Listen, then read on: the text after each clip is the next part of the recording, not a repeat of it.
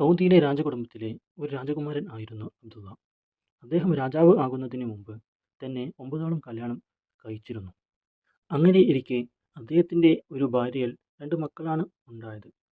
അതിൽ മുഹമ്മദ് എന്ന കുട്ടിയെ ഉസ്മാൻ എന്ന അസ്മയുടെ ഭർത്താവ് തട്ടിക്കൊണ്ടുപോയത് ഞാൻ നിങ്ങളോട് മുമ്പുള്ള വീഡിയോയിൽ പറഞ്ഞു തന്നത് ഓർക്കുക.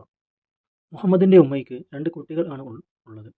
ഒരാൾ മുഹമ്മദും മറ്റൊരാൾ കൊല്ലപ്പെട്ടു പോകുകയും ചെയ്തു.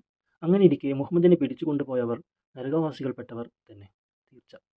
പുറത്തു കൊടുക്കാത്തിടത്തോളം കാലം അവരും അവരുടെ കൂട്ടാളികളും നരകത്തിൽ പെടുന്നവർ തന്നെ തീർച്ച. ആ ഉമ്മയ്ക്ക് ഒരു മകൻ ജീവനോടെ ഉണ്ടായിട്ടും അവനെ കാണാനോ തലാടാനോ അവൻ്റെ സന്തോഷത്തിലോ സങ്കടത്തിലോ ഒരുമിച്ച് നിൽക്കുവാൻ പോലും പറ്റാതെ നിൽക്കുന്നതിന് കാരണക്കാരായ തൈലക്കണ്ടിയിലെ തമ്മാടികൾ അവർ എത്ര വലിയ തെറ്റാണ് ചെയ്തത്. ഇതിൻ്റെ ശിക്ഷ അവരിലേക്ക് ദിവസേന എത്തിക്കൊണ്ടിരിക്കുന്നു. മുഹമ്മദിനെ ദ്രോഹിക്കുന്നവരും ആക്രമിക്കുന്നവരും ശരീരത്തിൽ കയറ്റുന്നവരും ശിക്ഷ ഈ ഭൂമിയിൽ തന്നെ ഏറ്റുവാങ്ങിക്കൊണ്ടിരിക്കും. അവർ എപ്പോഴും മരുന്ന് കഴിക്കേണ്ടുന്ന അവസ്ഥ വരും തീർച്ച.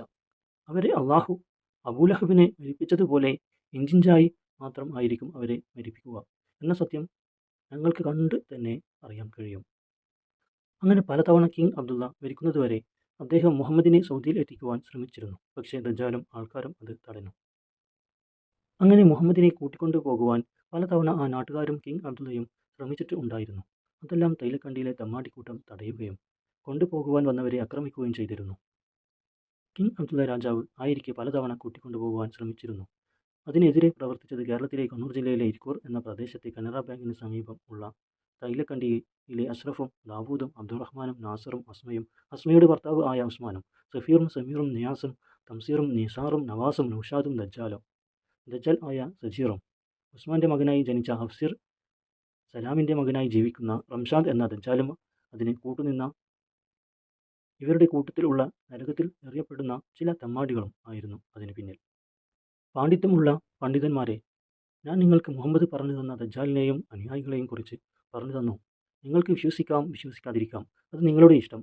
അത് മദനിയോ ഹൈതമിയോ ഫൈസിയോ ദാരിമിയോ കാസിമിയോ ഹുദവിയോ തങ്ങന്മാരോ തൊപ്പിയിട്ടവരോ തൊപ്പി ഇടാത്തവരോ സുന്നിയോ മുജാഹിദോ ജമാഅത്തോ തബ്ലീഹോ തുടങ്ങിയ ആരും ആയിക്കൊള്ളട്ടെ. നിങ്ങൾ ഓർക്കുക, മുഹമ്മദ് മുസ്തഫ സല്ലല്ലാഹു അലൈഹി വസല്ലം ഒരു ബാലനെ നിരീക്ഷിക്കുവാൻ പോയ സന്ദർഭം ഓർക്കുക. ആ ഹദീസും വെച്ച് നിങ്ങൾ ചിന്തിക്കുക. എനിക്ക് അറിയാം നിങ്ങൾക്ക് ഇതൊക്കെ അറിയാൻ പ്രത്യേക കഴിവും സംവിധാനവും ഉണ്ടെന്ന് പറഞ്ഞ് നിങ്ങൾ ഇത് നിരസിക്കും എന്ന് എനിക്ക് അറിയാം.